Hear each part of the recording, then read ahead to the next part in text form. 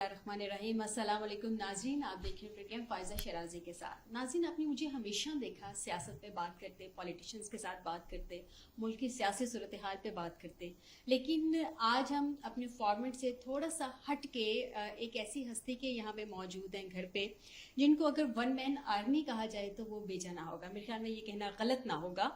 और अपनी ज़ात में एक अंजुमन है, अपनी ज़ात में एक मुकम्मल इदारा है। आज हम आपको एक ऐसी हस्ती के साथ मिलवाना चाह रहे हैं, जितनी खूबसूरत ये इंसान है उससे ज़्यादा खूबसूरत इन्होंने जो आगे से लोगों की फलाह बहबूद के लिए काम शुरू किया है वो उससे ज़्यादा खूबसूरत है। नाज़रीन, बहुत सॉफ्ट हार्टेड हैं। और अगर इनके बारे में मैं आपको बताऊं कि मुनज़्ज़म तरीके से ये जितने मुनज़्ज़म तरीके से अपनी चीज़ें लेके चल रहे हैं, कोई एक इनके प्रोजेक्ट्स नहीं है, इनके बहुत ज़्यादा मल्टीपल प्रोजेक्ट्स हैं जिन पे ये काम कर रहे हैं और बहुत मुनज़्ज़म तरीके से लेके चल रहे हैं। नॉर्मली हम लोग एक के बाद दूसरा प्रोजेक्ट हो तो हमसे दो चीज़ें इकट्ठी मैनेज करना थोड़ा मुश्किल हो जाता है, लेकिन डॉक्टर साहब बहुत अच्छे तरीके से उसको मैनेज कर रहे हैं। सबसे पहले इनको खिराज तहसीन भी पेश करते हैं और इनको ईद की बहुत बहुत मुबारकबाद भी पेश करते हैं। अस्सलाम वालेकुम डॉक्टर साहब। जी वालेकुम अस्सलाम। डॉक्टर साहब, सबसे पहले तो ईद की बहुत बहुत मुबारकबाद। जी बहुत मेहरबानी, आपको भी मुबारक। बहुत शुक्रिया सर। ईद कैसी गुजर रही है आपकी? अल्हम्दुलिल्लाह जी। ईद वैसे तो कहते हैं बच्चों की होती है या ख़वातीन की होती है। नहीं सर, आजकल मर्दों की भी होती है। ठीक है, ठीक।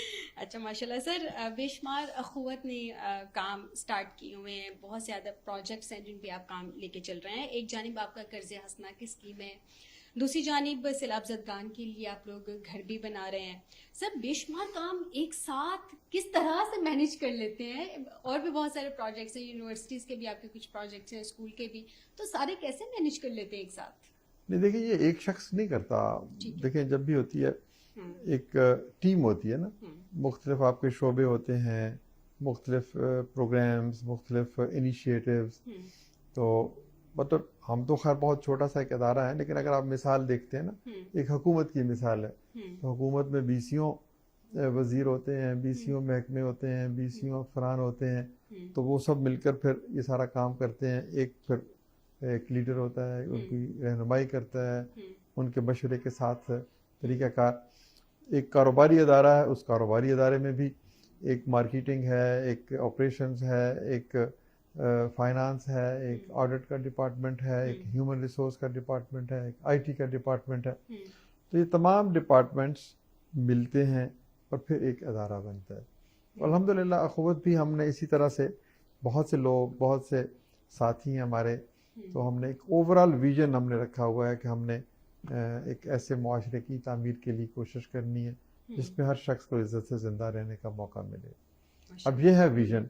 अब इस विजन को हासिल करने के क्या तरीके हैं? तालीम भी हो सकती है, हुनर की फराहमी भी हो सकती है, छोटे कर्जे भी हो सकते हैं, कोई मुश्किल में है तो उसको जाके उसका हाथ भी थामा जा सकता है, सैलाबों में, बारिशों में या कोई और मुश्किल में। तो ये मुख्तलिफ रास्ते हैं। अल्हम्दुलिल्लाह 22 साल के सफ़र में हमने इसको एक इंस्टीट्यूशन बना दिया है। तो मैं अकेला तो कुछ भी नहीं हूँ, बहुत सारे लोग हैं। उनकी इज्तिमाई कावश और इज्तिमाई विजडम जो है ना, उसके नतीजे में ये इदारा आगे चलता है। माशाल्लाह। नाज़रीन, अखुवत फाउंडेशन के सरबराह हैं डॉक्टर अमजद साकिब साहब, जिनसे अभी हम बात कर रहे हैं, जिनके बारे में मैंने आपको इंट्रोडक्शन में भी बताया कि ये एक बहुत खूबसूरत हस्ती होने के साथ साथ बहुत खूबसूरत प्रोजेक्ट्स पे भी काम कर रहे हैं। लेकिन यहाँ पे एक सवाल, जब भी मैं अमजद साहब के बारे में सोचती थी या जब भी मैं इनसे चाहती थी कि मैं इनसे इंटरव्यू करूँ, तो मेरा एक सवाल हमेशा से रहता था। अमजद साहब जब इस सारे प्रोसेस में आए तो ये माशाल्लाह वेल स्टेबल थे। मेरे ख्याल में ये सवाल पहले भी बड़ी दफ़ा ये पूछा गया होगा इनसे। सर, अक्सरियत में हमने देखा है कि सिविल जो सर्वेंट्स होते हैं वो नेशनैलिटीज़ लेते हैं, बैंक बैलेंस लेते हैं। सिविल सर्वेंट से आपका यहाँ अखुवत की जानिब का सफ़र कैसा था? क्या ये एक मुश्किल फ़ैसला था? नहीं, पहले तो मैं सिविल सर्वेंट्स के बारे में आपकी जो राय है उसको बेहतर करना चाहता हूँ। कहाँ की नेशनैलिटी रहते हैं? वो इसी मुल्क में रहते हैं। कहाँ का बैंक बैलेंस है? ज़ाहिर है एक तनख्वाह में जो रिज़्क़ हलाल है वही कमाते हैं। कोई गलत काम करते हैं वो और लोग होंगे, लेकिन मेजॉरिटी जो है वो यही काम करते हैं, अच्छा काम करते हैं। अब इस माशरे में हम हर शख्स पर तनकीद करने की हमारी आदत बन गई है, बदगुमानी हमारा शुआर बन गया है। तो बहरहाल जो भी एक अदारा है उसमें काम करने वाले लोग जो हैं वो काम कर रहे हैं, तो ये दुनिया का कारोबार आगे चल रहा है। अच्छा, अब दूसरा ये है कि मैं सिविल सर्विस में था, अल्हम्दुलिल्लाह जहाँ तक मुमकिन था मैंने अपनी सलाहियत के मुताबिक वहाँ काम करने की कोशिश की। तो फिर एक मुकाम ऐसा आया जहाँ मुझे लगा कि शायद मैं इससे अच्छा काम कर सकता हूँ इससे बाहर जाकर। ज़रूरी नहीं है, मसलन आप टीवी पे अच्छा प्रोग्राम करती हैं, अगर कल आपको कहा जाए कि आप बैंक में बैठकर मैनेजर की सीट पे पैसे गिनना शुरू कर दें वो तो नहीं तो होगा। नहीं कर सकेंगे। तो हर वो आदमी नहीं की होगा। कुछ सलाहियत होती है, तो उस आदमी को वो काम अपनी सलाहियत के मुताबिक ढूंढना चाहिए अगर आप ज़िंदगी में कामयाब हो। जी बिल्कुल। मसलन आप एक बेहतरीन मुसव्विर हैं, मैं मिसाल देता हूँ, तो आपको कहा जाए कि नहीं आप इसको छोड़कर किसी जगह पर इंजीनियर बन जाए, तो वो एक तजाद आ जाता है उस आदमी की सलाहियत में और what does he want to do in life and what is something which he likes to do. तो ये असल कामयाबी ये नौजवानों के लिए भी ख़ास तौर पर मैं ये कहना चाहूँगा, कामयाबी इस अमर में है कि आप ये जान लें कि आप क्या करना चाहते हैं। उसके पीछे फिर क्यों का लफ्ज़ भी आता है, फिर कैसे भी आता है। तो क्या, क्यों, कैसे, इनके जवाब जिस शख्स को मिल जाए या वो उसके करीब पहुंच जाए तो उसके लिए ज़िंदगी निस्बतन आसान हो जाती है। तो यही कुछ ऐसा था। तो अब जो मैं काम कर रहा हूँ अल्हम्दुलिल्लाह अल्लाह ताला ने उसमें कामयाबी दी और हमें भी बेपनाह खुशी और एक ज़हनी और कल्बी मुसर्रत का एहसास होता है। माशाल्लाह। तो वो काम आप करना चाहिए जिसमें आपको मुसर्रत का एहसास है। मौला अली का कॉल भी है ना, जिसने अपने आप को पहचान लिया, उसने अपने रब को पहचान लिया, यानी कि आपने अपनी सलाहियतों को पहचाना और आपको लगा कि आप इसमें ज़्यादा अच्छी तरीके से चल सकते जी, हैं। मतलब किसी हद तक मैं कह सकता हूँ हर देखिए अपने आप को पहचानना या खुद से शनासाई ये तो बड़े बड़े सूफियाओं का काम है। तो हमारे अंदर खूबियाँ खामियाँ एक बहरे बेकरार है ना, तो चले किसी हद तक ये समझ लिया कि ये काम मैं अच्छा कर सकता हूँ। तो इस हवाले से मैं शुक्रगुजार हूँ अल्लाह ताला का कि मुझे ये समझ बूझ और फहम फरासत मिली और ये काम समझ आ गया कि ये अच्छा काम है और इसको अच्छे तरीके से किया जा सकता है। तो इसलिए मैंने इस शोबे में आना का फैसला सर किया। आपकी बहुत ज़्यादा काविशें हैं और बहुत ज़्यादा सराहा भी जा रहा है। हम भी यहाँ पे आपको अप्रिशिएट करने हैं और हम बहुत इस टाइम नाज़रीन लकी फील कर रहे हैं कि डॉक्टर साहब ने हमें ईद के स्पेशल मौका पे खुशियों में अपनी खुशियों में शामिल किया और हमें स्पेशली वक्त दिया कि हम आज की ट्रांसमिशन इनके साथ रिकॉर्ड कर सकें। डॉक्टर साहब कभी गुस्सा आया? पहले तो यह है कि खुशकिस्मती मेरी है, हम सबकी है कि हम एक दूसरे को मिलते हैं। बिल्कुल ऐसे ही तो है। मैं बड़ा एक मामूली इंसान हूँ, आपने ये शो पे मुझे दावत दी, मैं उसके लिए मशकूर हूँ आपको। गुस्सा आता है, क्यों नहीं आता गुस्सा तो और लेकिन देखें गुस्से पे काबू पाना ही इंसान की बड़ाई की दलील है। तो गुस्सा भी आता है, कभी काबू भी पा लेते हैं, कभी काबू नहीं भी पाते। तो तमाम तर बशरी खूबियाँ खामियाँ उसके साथ ही मैं ज़िंदा हूँ। तो आमतौर पर मैं कोशिश ये करता हूँ कि चेहरे पे मुस्कुराहट रहे और गुस्से का इजहार ना हो। गुस्सा आए भी तो इंसान उस गुस्से को अपने अंदर जज्ब कर ले या अपने अंदर ले ले, क्योंकि एक तवाज़न रहना चाहिए आपकी शख्सियत में। लीडरशिप जो है ना, ये तवाज़न का नाम है। अगर आप फौरी तौर पर रिएक्ट करते हैं, फौरी तौर पर गुस्से में आ जाते हैं, तो आपके दोस्तों की तादाद कम हो जाएगी। आपका एक इमोशनल बैलेंस के बगैर आप लीडरशिप का रोल अदा नहीं कर सकते।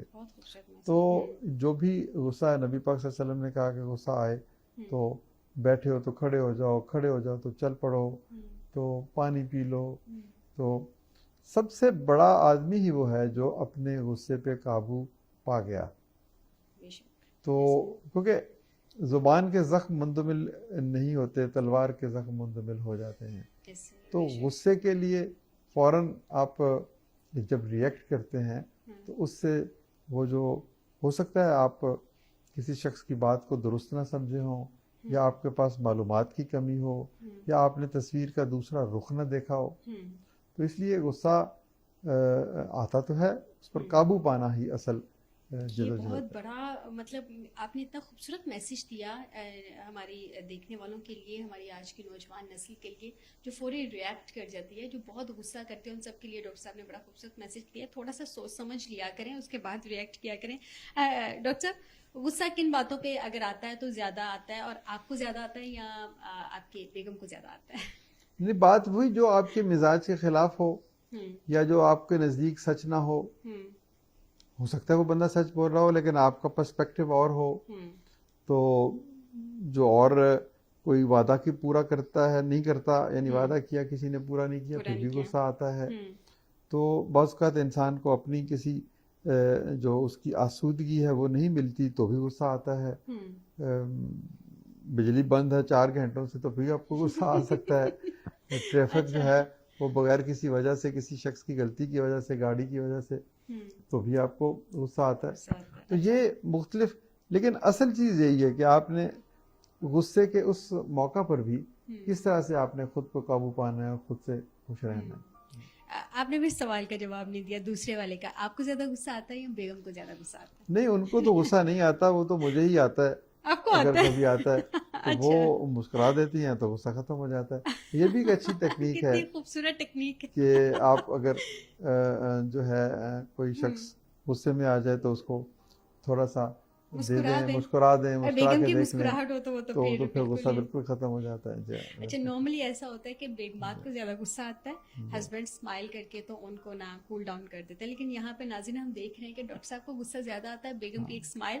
बड़ा खूबसूरत ये मैसेज है। मैं ये कहूंगी कि जिन हजरात को ज्यादा गुस्सा आता है वो भी डॉक्टर साहब वाली टेक्निक जरूर यूज करें, और उन बेगमात के लिए ये मैसेज है कि अपने हस्बैंड को ना खूबसूरत सी स्माइल दे दिया करें, एटलीस्ट आज के दिन के लिए दे दे। गुस्सा दीजिए, आपका ना हमेशा बड़ी के हद लिए तक दिया जाए इसको, कंट्रोल इसको इसको इसको अपना असूल बना लें, असूल बनाएंगे गुस्सा तो फिर मैं भी ये वैसे यूज करूंगी अपने जी हस्बैंड बिल्कुल के लिए। बिल्कुल। मैं आप उनको देखें स्माइल चंद दिया मिनट के करूंगी। बाद वो बंदा खुद शर्मिंदा हो जाएगा। अच्छा। जब आप किसी को मुस्कुरा के देख रहे हैं, वो गुस्से में आपसे आपको बुरा भला कह रहा है या खुदा ना खास्ता आपको गाली गलौज कर रहा है, तो आप पुरसकून अंदाज में उसको देखते हुए खामोश रहिए या हल्की सी मुस्कुराहट दे दीजिए। वो आदमी खुद ब खुद सोचेगा यार ये बंदा कितने बड़े पेडेस्टल पे बैठा हुआ है कि मैं ऐसी बातें कर रहा हूँ और आगे से ये जवाब मिल रहा है। नाज़रीन, डॉक्टर अमजद साकिब साहब से खट्टी मीठी ईद के हवाले से चिट चैट का सिलसिला तो जारी रहेगा, लेकिन यहाँ पे हमें छोटी सी ब्रेक लेनी है और उम्मीद करते हैं कि ये ब्रेक ज़्यादा लंबी नहीं होगी और आपके इंतज़ार की घड़ियाँ भी ज़्यादा तवील नहीं होंगी। ब्रेक के बाद वापस आते हैं।